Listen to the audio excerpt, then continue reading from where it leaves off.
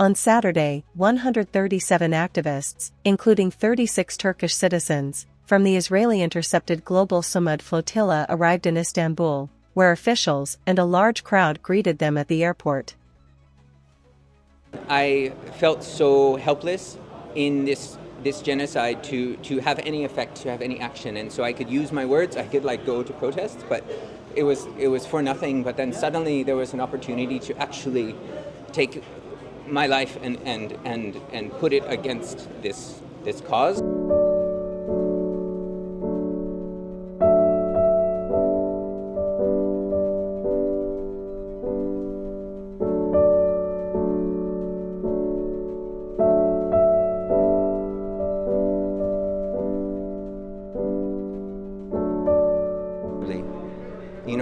She was they draped her in an Israeli flag and they just pushed and pulled her wherever they wanted and for whatever propaganda they wanted. We are super duper dehydrated because they not give any water for us, and then we only drink toilet water. And I'm not eating since 1st October. Today is my first meal.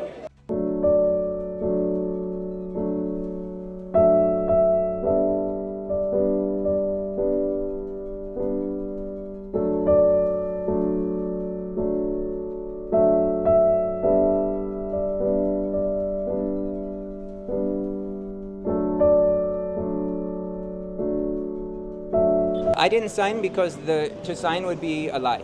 The papers they want you to sign are to say that you tried to enter Israel illegally, but we had no intention of going to Israel.